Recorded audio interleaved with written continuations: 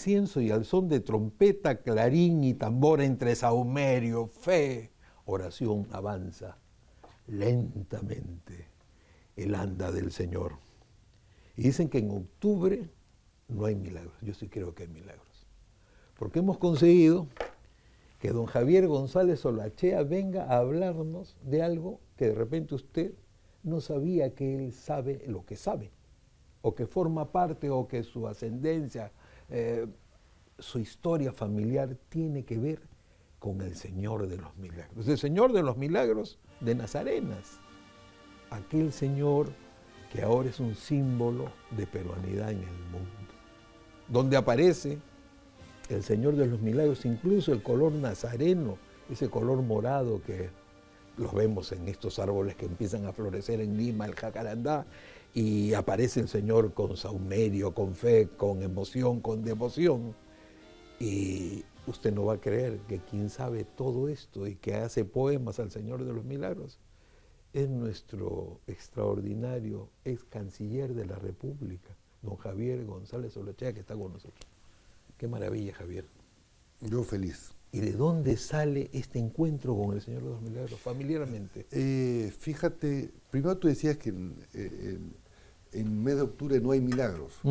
Hubieron 3 milagros cuando, tras el terremoto de 1671, recordando que el óleo fue pintado por un angolés llamado Benito, pero cuyo nombre no era Benito, entre esteras, y un poco después, con los tumultos de la gente, el párroco le dio una queja al vicario general de la iglesia, y al virrey y al vicario general, para borrar la imagen. Porque el cura de San Marcelo reclamaba. Así es. Y fastidiaba que a esos cánticos de negros y esos tambores. Tambores, cajones, cánticos, lamentaciones, rezos. Y danzas lascivas. Y danzas de gente, ponían el término de gente cuya decencia se ponía estaba en duda. Estaba en duda. El primer milagro, entonces, cuando suben, llevan a un pintor de brocha gorda para que borre la imagen del Señor.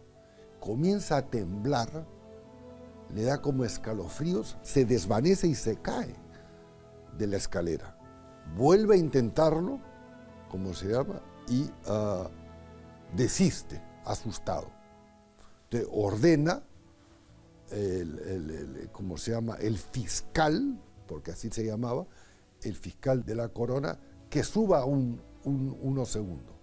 El segundo sube, se acerca al Señor de los Milagros y baja asustado, y además dice que ha visto una imagen tan bella y tan conmovedora que no se podía, él no se atrevía, se conmovió. Y el tercer intento, ya con 2 cuadrillas de soldados, por así decirlo, mandan a uno a subir por orden del virrey a borrar el anda. Y dice que cuando está mirando el anda, ve una cara sonriente, dulce, con una corona de color verde, la corona de espinas, como si fuera un jardín. Y desiste y se quita la ornamenta y dice: yo no soy capaz. Entonces el virrey después va acompañado de su esposa y decide, ¿cómo se llama? Ese es el tercer milagro. O sea, los milagros son la resistencia a ser borrada la imagen. A desaparecer el muro. A desaparecer el muro y sobre todo el lienzo, ¿correcto? Porque lo que se pasea es una copia de eso. Son distintas réplicas. Así es. Y entonces, los otros milagros es que en los 3 terremotos, y el último, que fue el más feroz, digamos, pero así sucesivamente, fue que se desbordó todo el agua del Callao y llegó hasta Lima, se llevó más de 5.000 vidas, rescataron al virrey de los escombros y el anda siguió allí. El terremoto es 1746. Pero para antes, amigo, usted que nos está viendo y que está sorprendido con el conocimiento que tiene del tema, nuestro querido invitado, la pintura que aparecía en el muro, dicen los especialistas, Marita de Rostoroj, que ha hecho una investigación al tema, y decían que es la misma técnica al temple que usaban en los antiguos edificios precolombinos. O sea, pintado sobre el adobe. No, pintado sobre el adobe, y después mandaron a construir ermitas de pajas o de paja y digamos otras cosas. Le dieron otra protección. Luego ese muro pintado fue restaurado. Últimamente una misión italiana vino, con permiso del Papa, lo sacaron y lo volvieron a pegar. Pero en 1746, después del famoso terremoto, se hace una réplica para pasearlo por las calles y para poderle agradecer las bondades. Claro, ahí es el virrey de Amat y con su esposa la Perricholi, que ordena... Micaela Villegas, correcto, y que ordena el primer oficio, por así decirlo, y se hace el primer oficio de misa. Y después, cuando las andas realmente estaban muy corroídas por el tiempo, en 1920 se crea una comisión. Hay que recordar que a los mayordomos generales los nombra el arzobispo de Lima. Una comisión conformada por la priora, Sor María de los Ángeles, del convento, por Quecklin, que era sucesor como mayordomo de Víctor González Olechea, tío abuelo mío, y de Hortensia González Olechea, que conformó esta comisión. O sea, tu familia ha tenido que ver directamente con esta santa famosa. Directamente. Que ahora están en los archivos y ha sido recogido por un artículo del propio Comercio de los Archivos de 1947. Pero lo que voy es que en esa reconstrucción, por ejemplo, se mandan a hacer los trabajos de plata y de oro que hoy tienen. Entonces se convoca a 7 plateros que trabajaban en la Plaza de la Inquisición y el maestro platero, el principal, hace los 4 ángeles. Que pesan medio quintal cada uno. Plata sólida, medio quintal cada uno. Y después le ponen con un orfebre de oro todo el revestimiento de oro que hoy le conocemos. 1920. Que son 33 rayos que bordean el lienzo. Esto es iridiscencia. Y cuyo peso total, y por eso la importancia de los cargadores, cuyo peso total son 1.650 kilos, pero la hermandad se crea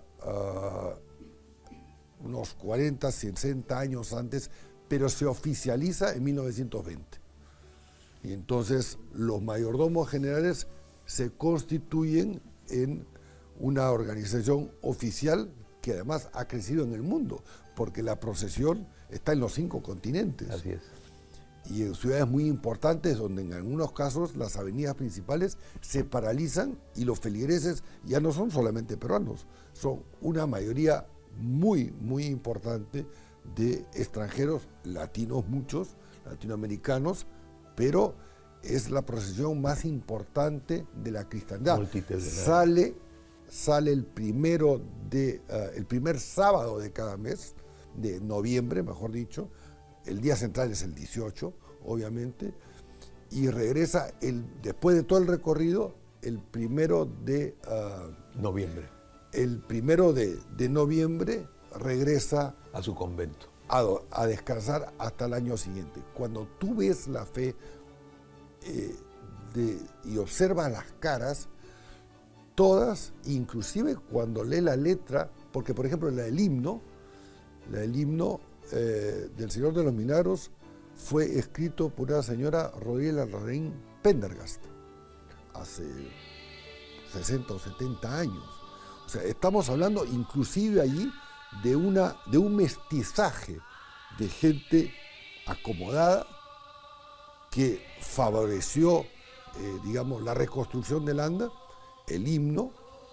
Señor de los Milagros, a ti venimos. Así es, el himno escrito como si fuera por Chabuca Granda, que no era una señora de pueblo originalmente, sino una señora, en este caso Rodríguez Larraín Pendergast, hermana del pintor famoso de Emilio, que murió. Y entonces ahí tú ves también la mixtura. Yo el otro día, por ejemplo, no voy a decir quién fue, hace un mes, fui al velorio de una señora distinguida en los términos de clase alta y estaba vestida con el hábito del Señor. Con el hábito morado. Y el hábito morado, en función de la cofradía de angoleses que vivían en Pachacamía, y como eran morados, así, o morenos, entonces el hábito refleja también un color de penitencia. El color morado, en términos de la hermandad y en términos de los creyentes del Señor de los Milagros, que dicho ese paso por los temblores que hemos mencionado, por eso también se le llama el Cristo de los temblores. Cristo de los temblores, el Señor de los temblores. El Señor de los temblores. Es una cosa maravillosa, lo que estás contando es pura historia, pero hay algo que a mí me llama mucho la atención. En las casas de Lima existía el cuarto de los temblores. En el segundo o tercer piso de las casas, estoy hablando del siglo XVII, siglo XVIII, en el cual era una especie de canasta de caña, muy sin revoque, donde la gente subía a protegerse. Y ahí había un lienzo, sin marco, normalmente un Cristo, pero era el Cristo del Señor de los temblores, la imagen cusqueña, que vemos tantos cuadros sobre el tema del Señor de los temblores, que aparece crucificado con flores y qué sé yo. Pero a mí me llama la atención que en esos 300 y tantos años que tiene el Señor de los Milagros no haya una réplica del cuadro. Es pieza única. Nicomé de Santa Cruz dice muy bien, el rey de los cuadros, porque es único. Yo no conozco una réplica ni en las colecciones más exquisitas de Lima de pintura colonial sobre el Señor de los Milagros. Mira, yo no sé si eso es bueno o malo. Si uno realmente se pone a pensar en la profundidad de la fe que genera más allá de las fronteras el Señor de los Milagros, posiblemente hacer una réplica sería profano. No profano, pero sí, digamos, es como hacer una réplica de la Pietà, ¿no? Esculpida por Miguel Ángel y que está en la Basílica de San Pedro.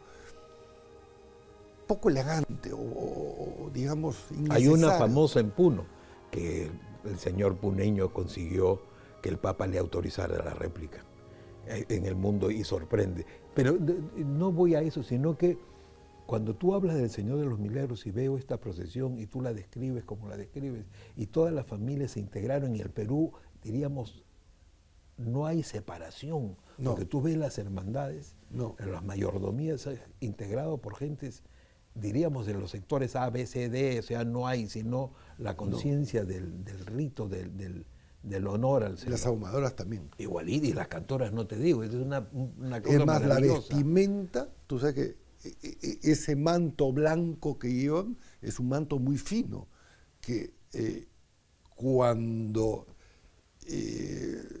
se comienza a utilizar los efectos de constituir esta cuadrilla de ahumadoras, que son 350 permanentes y que aceptan 20 candidatas al año los espacios. Para los espacios, para ir generando esta renovación de edad, de culto, de respeto. Qué culto maravilloso, ¿no? Pero esto desde hace 250 años en la vestimenta o más. Ese manto es una mantilla en el fondo. Y la mantilla que es en términos cristianos. En términos cristianos, ya no solamente católicos, la mantilla era una demostración de belleza, una demostración de, digamos, de bien vestir para las mujeres que no se tapaban el rostro, sino solamente parte de la cabeza y de la cabeza, de los hombros. Pero te permitían ver perfectamente, a diferencia de otras confesiones, la tez completa.